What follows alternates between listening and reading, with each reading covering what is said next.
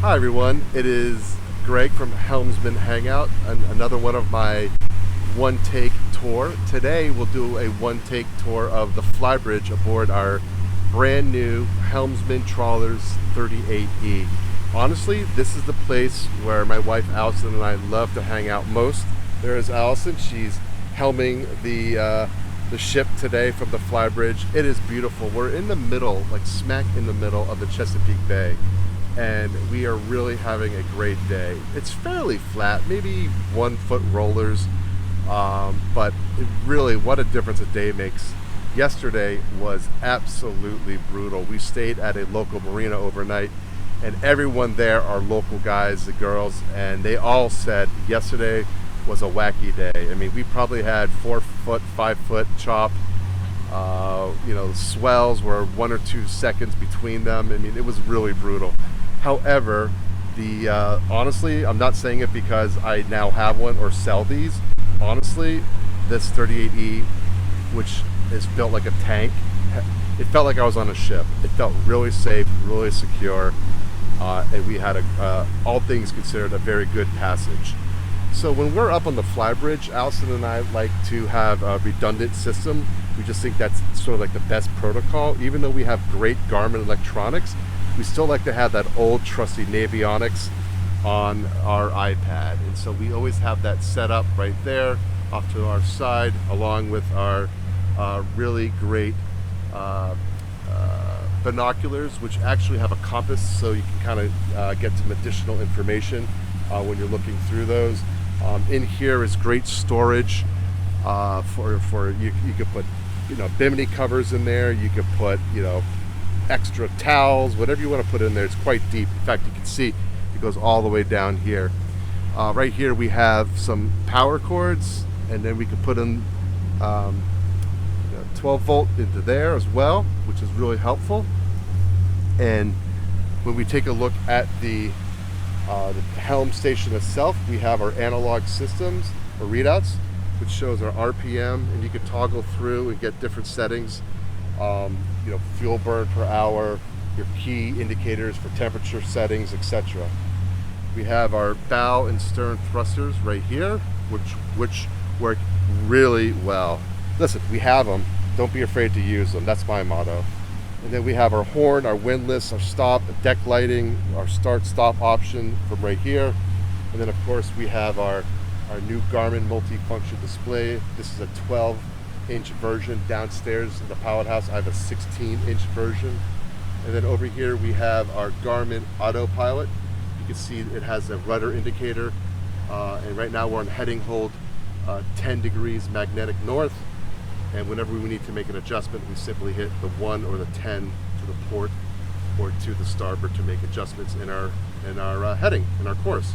And then right below it is the Magnus Master Control. Right now we have it deployed. You'll see the appendage is perpendicular or out of the boat underneath the keel.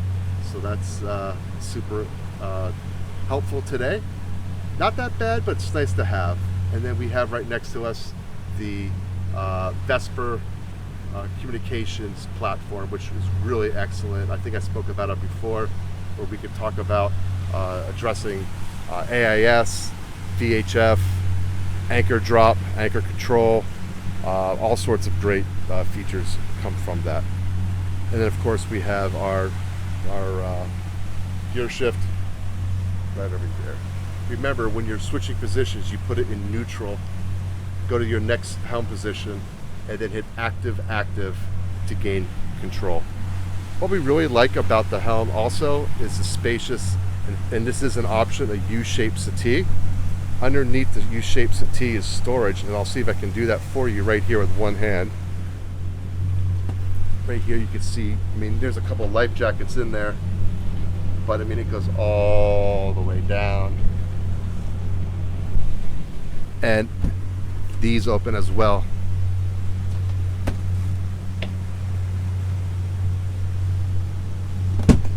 And then right here we have our cockpit Flybridge, or our Flybridge cover. Push it out of the way. And then here's another storage area. I know everyone likes to see what's underneath the storage. And you can see continuation of that primary one I showed earlier, and then another one. So if you had propane tanks aboard for your cooking, that's where these would go.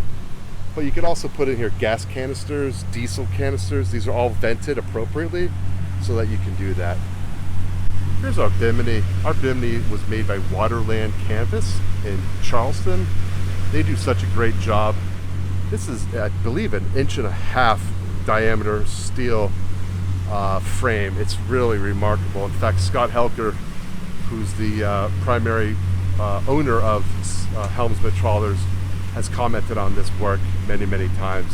Waterland Canvas down in Charleston area. And you can see we kept the Flybridge open. We have a Seawise davit, which means our dinghy is off the back. We'd be very careful as we walk back here.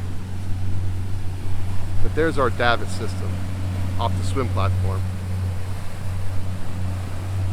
But as you pan around, we now have this entire area for use. And so my wife does yoga. Our kids, when we get home, will be, laying out, no doubt, or we'll have friends over. We'll have some tables and chairs for dining. It's a very, very clean. There's no teak. There's no headaches out here. It's just a very clean, well-appointed, I wouldn't say Spartan, but very efficiently designed is what I would say. And while you're sitting at the helm on the Flybridge, it's so very easy to see up over to the bow. And the last thing is, yesterday was so windy. Obviously we weren't operating from up here, but having a low profile air draft. We're only 18 feet from the water line up to the top of our antennas, and we have no eyes and glass here, so we're not acting with a sail on our boat, which would be a real pain. So 18 feet from the top of this antenna to the water line. Anyways, that's our Flybridge. We love it. We're getting used to it.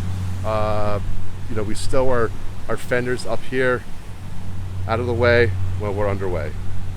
Have a great day, everyone. Any comments or questions, leave them in the area below. Alrighty.